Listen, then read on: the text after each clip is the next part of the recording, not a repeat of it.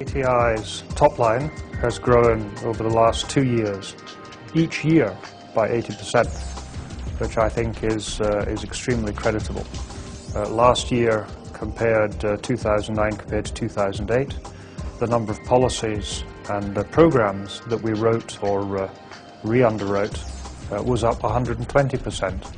So from that you can see that the average size of policy is slightly more modest these days than it used to be, and this is probably a testament to the fact that we're trying to reach out more towards the small to medium-sized enterprises. Yes, I think there has been a great role for ATI to play in two main areas. The first is with regard to investments coming into Africa. We're a provider of political risk insurance, which are the sorts of risks that overseas investors like to see taken away from their projects. And so we've been stimulating foreign direct investment. With regard to African companies themselves, in particular our support to exporters to help them to remain competitive on the global stage has been important. Annual General Meeting is our opportunity to report back to our shareholders on what we've achieved. And there will be a number of high-level missions, ministerial missions, that will attend at the General Meeting, and we very much hope that the countries that are already members, that are seeing the benefit of ATI products and services, will talk to the other missions from the countries that haven't yet fully come into membership or that haven't yet applied for membership, and spread the word about what ATI can offer. Que la Fédération des entreprises du Congo assure les fonctions de chambre de commerce, d'industrie, d'artisanat, d'agriculture et d'organisation professionnelle des employeurs. De promouvoir les intérêts des entreprises dans différents secteurs d'activité. Les entreprises rencontrent un certain nombre de difficultés énormes. Vous savez, l'environnement est appelé à être amélioré chaque jour qui passe. Donc, au registre des difficultés que rencontrent les entreprises, il y a d'abord l'insécurité juridique et judiciaire. Le système de financement quasi inexistant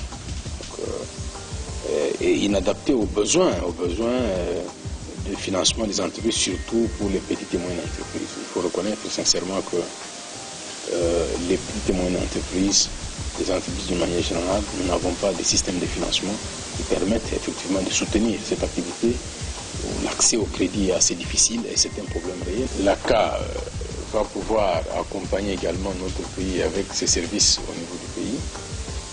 Nous avons besoin de mettre l'économie du pays dans le concert des nations par rapport à la mondialisation, de manière à pouvoir appuyer davantage et accompagner cette amélioration, cet élan de l'amélioration du climat des affaires qui permettra de pouvoir soutenir la croissance et le développement du secteur privé, un secteur privé qui est créateur de richesses et d'emplois, un secteur privé qui participe efficacement à la lutte contre la pauvreté.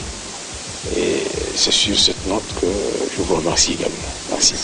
Having ATI and giving that confidence that our business community has a window to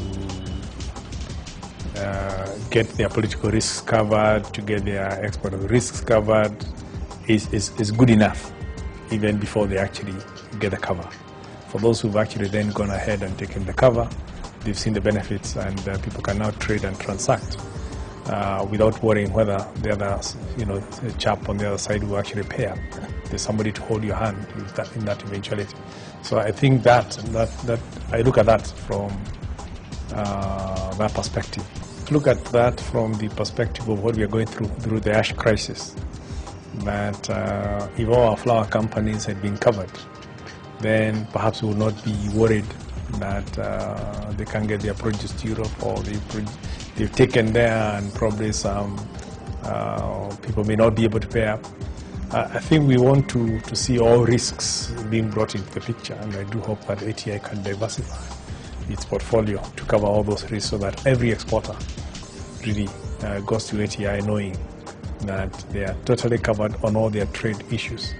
My message to them is we as the COMESA member countries have created these institutions not for governments but for the business community to utilize, to cover themselves, so that they can do business in an environment where they feel that they don't need to worry about what governments are doing, what their creditors are doing, what the debtors are doing, but where there's somebody else taking all those risks for them. And it's up to them to use the facility to their maximum. Those who are not using, I would like to encourage them to even have a word with ATI and know how they can use. For those who are using and have any issues, similarly, let them also have those issues sorted out so that we can have a stronger ATI covering the entire region. The first thing is we want to record our thanks to the government, the people of DRC for accepting to host us. And I do hope that the companies operating within DRC will also take that gesture of the people and the government of DRC, not just to host us, but to accept us, to accept ATI as the insurer of choice for people operating within DRC. It's a very rich country.